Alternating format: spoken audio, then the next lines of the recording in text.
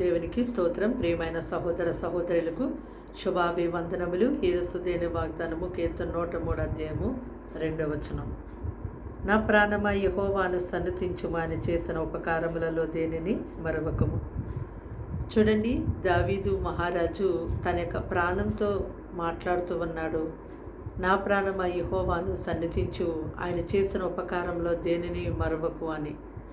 నిజమే, మన ప్రాణమునకు మర్చిపోయే అలవాటు ఉంది కాబట్టి దావీదు మహారాజు తన ప్రాణంతో మాట్లాడుతున్నాడు. దేవుడు చేసినటువంటి ఉపకారములు, మేలులు, సహాయము, కార్యములు ఏది కూడా మర్చిపోకూడదని ఇక్కడ మనకి ఆయన తెలియజేస్తూ ఉన్నాడు. అనేక మంది అనేక సమస్యలతో ప్రభు యొద్దకు వస్తారు, ఎన్నో మాటలు మాట్లాడతారు, ఎన్నో రీతిలుగా మొక్కుబడులు చేసుకుంటూ ఉంటారు. అయితే ఆ సమస్య తీరిన తరువాత మరి ఇక ప్రభు యొద్దకు రాకుండా, ఇక దాని గురించి ప్రస్తావనే లేకుండా జీవిస్తూ ఉంటారు. వీరందరూ కూడా కృతజ్ఞత లేని వారే.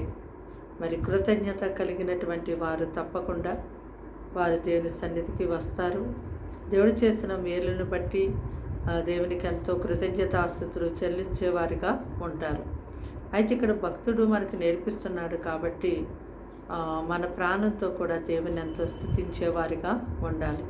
దేవుడు చేసినటువంటి ఉపకారములు ఏది కూడా ఎన్నడూ మరవకుండా ప్రతిరోజు ఆ క్రియలను, ఆయన యొక్క సహాయాన్ని ధ్యానం చేసుకుంటూ ఆయనని మనం స్తుతించేవారిగా ఉన్నప్పుడు దానిని బట్టి దేవుడు మనల్ని ఎంతగానో దీవించి ఆశీర్వదిస్తారు. నెమ్మది, సమాధానం మన జీవితంలో ఉంటుంది. దేవుని యొక్క కృప ఎల్లప్పుడూ మనకు తోడుగా ఉంటుంది. ప్రార్థన.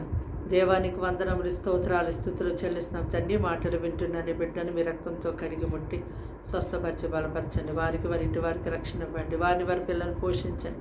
ప్రతి సాతాను, విరోధ, అంధకార, దుష్ట శక్తుల ప్రభావం దూరపరచండి. ఇదిగో తండ్రి, బిడ్డలు మీరే పోషించండి.